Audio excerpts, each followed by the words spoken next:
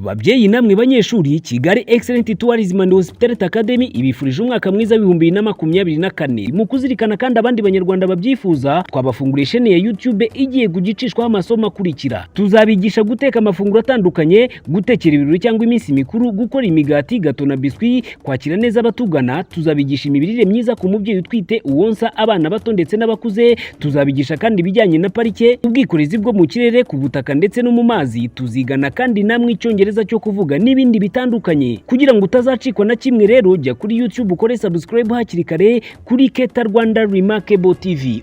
Nshuti bakunzi ba Keta Rwanda Remarkable TV, turabasuhuje nanone. Aka ni akanya ko kubagezaho ikindi kiganiro cyo guteka gikubiyemo ubwoko butandukanye bwo gutunganya amafunguro, imboga vegetable dishes cyangwa se accompagnement, amafunguro dushobora gutegura agaherekeza ayandi.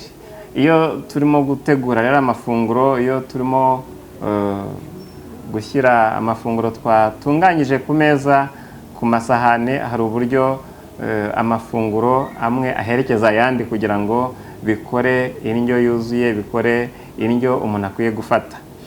Niyo mpamvu rero hari ibyo tuzarebera hamwe mu buryo bukurikira. Hari uburyo bashobora gutogosa ibirayi bitogosheje, plain boiled potatoes, plain boiled rice, sauté of green beans with carrots, sauté of spinach with garlic, epinari zikaranze, epinari ziriya muzi. Uburyo ushobora gufata imiteja, nkuko nari mbivuze, imiteja iri kumwe na karoti bibyara imboga nziza cyane. Hari abantu bakunda umuceri utogosheje nkuko nari mbivuze. Hari uburyo tuzarebera hamwe amashaza nayo ashobora gutekanywa na karoti bikaba bimeze neza. Aho ngaho tuziga n'uburyo ushobora gukata karoti neza kugira ngo karoti zihure n'amashaza zimeze neza, zifite urugero rwiza. Tuzigira hamwe rero uburyo wakora icyo bita ratatouille niçoise, vegetable ratatouille. Dufite sauté y'imboga zitandukanye ziri hamwe, mixed vegetables.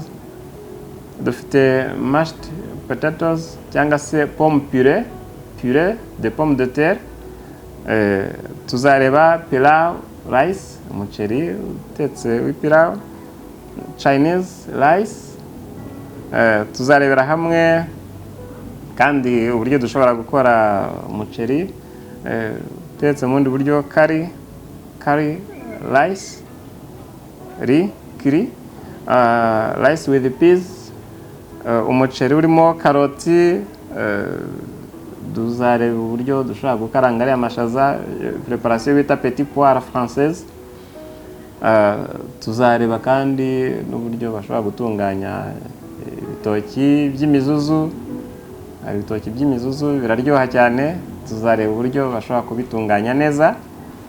Tuzareba uburyo dushobora gutegura imboga zitandukanye rwose, zirahari nyinshi tuzabasangiza.